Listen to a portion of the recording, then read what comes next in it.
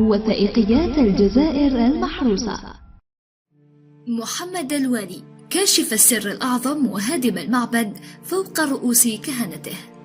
هو شاب من الجزائر العميقة من مستغانم، بالتحديد بلدية حجاج، ماجستير بيولوجيا بعد استكماله الخدمة العسكرية سنة 1998. اشتغل مدرسا بجامعة عبد الحميد بن باديس بمستغانم، تدرج عدة مناصب فيها حتى نائب عميد الجامعة. وهنا كانت النقطة الفاصلة في حياة هذا الشاب، حيث تعرض لإجراءات تعسفية انتهت إلى طرده لصالح نطفة من نطاف فرنسا المتسلطة بالرشوة والمحسوبية المتجبرة باخطبوطها العميق في أجهزة الدولة.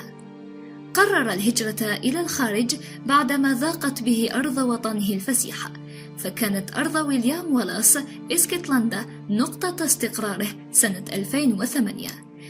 سيرا لشركة بناء تابعة لرجل أعمال باكستاني الأصل إنجليزي الجنسية.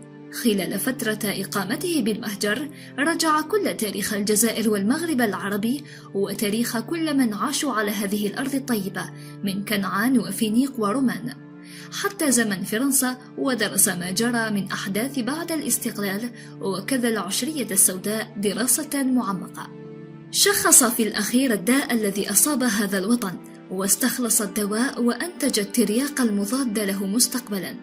بدأ النضال سنة 2010، تكلم عن الزواف ومشروع دولتهم في الجزائر منذ أكثر من 200 سنة، وتكلم عن هيكلة النظام الحاكم في الجزائر، تحدث عن احتلالهم لكل المناصب الحساسة، تحدث عن البنك المركزي وسونطراك، وعن قضية العقارات في الجزائر والكثير من الملفات التي أخرجها للسطح ليبصرها الشعب الجزائري.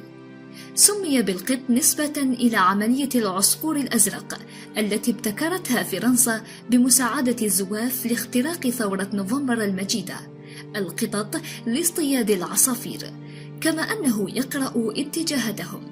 كشف كل مخططات الزواف منذ البداية، كشف ما حدث في التسعينيات. له الفضل في التوعية التي تحصل الآن. راهن على القايد صالح في التخلص من الزواف، ووصفه بصفاقس الجزائر. من أبرز مواقفه تزكيته سعيداني والتحذير من الغباء الإسلاموي والتحذير من المعارضة الوهمية للسلطة التي هي جزء من النظام، وكذا رموزها بوشاش وطابو وأمثالهم من الزواف الذين يستغلون الحاضنة الشعبية لمنطقة القبائل. أهم نظريتين كشف عنهما هما نظرية المدلة والدوكلاركية، وما يقوله يتناسب مع ما يحدث في أغلبه، مثلا موجة إقالة الجنرالات التي حدث وقبلها إقالة التوفيق مدين. وقد قال حينها أن صقور الجزائر الديارس يقومون بعملية تطهير لمؤسسات الدولة من أذناب فرنسا، ويعتبره الكثيرون من أبرز ما أنجبت الجزائر من منظرين ومحللين في الدقة والاستنباط. وأظن أن ذلك راجع للاتصال الوطيد بطرف قوي من ضباط الجيش، إذ يصفهم المرحوم في إحدى منشوراته أنهم 8 ضباط شباب من خيرة ما أنجب الجيش الوطني، وهو يعرف منهم 2 أيقنوا اللعبة التي اتضحت لهم صورة ما جرى للجيش الشعبي الوطني منذ الاستقلال إلى سنوات العشرية السوداء. فكان يوم لقائهم بالفريق القايد صالح سنة 2010 لقاء مصيريا في تاريخ الجزائر.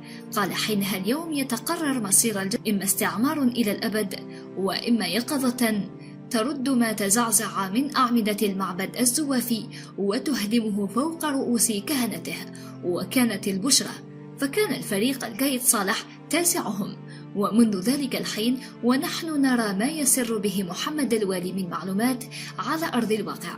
هذا التيار النوفمبري البديسي الذي أكسبه حب الكثير من أبناء شعبه يقول أنه انهزم في معركتين سياسيتين، وهما يوم إقالة السعيداني وكذا يوم إقالة تبون، ولذلك ظل يحارب رموز الإعلام الذين يخفون على الشعب الحقيقة الذين سماهم السامريين، وظل ينادي بضرورة التحاق الشعب إلى هذه المعركة الكبرى الحاسمة التي تحرر الجزائر بدون إراقة دم.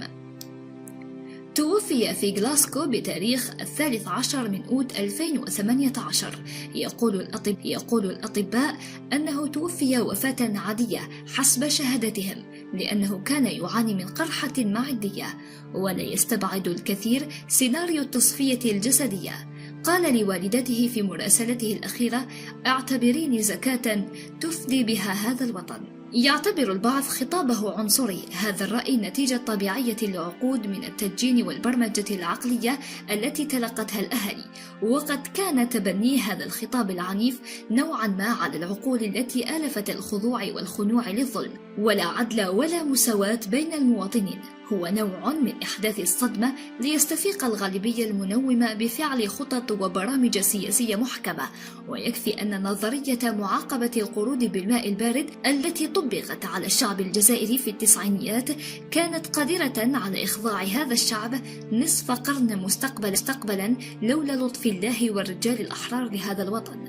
محمد الوالي لغز حير الكثير، فكيف لشخص يتنبأ بحقائق قبل سنوات وبدقة لا متناهية يقول عن نفسه أنه ليس معارض ولا بشخصية سياسية، وإنما مهندس وعي للشعب الجزائري، كما عرف عنه دفاعه الشرس عن مقومات هذا الشعب العربي الإسلامية؟ اندهش الكثيرون مؤخرا لما اكتشفوا منشوراته التي طابقت الواقع قبل سنوات. الله يرحمك يا محمد الوالي.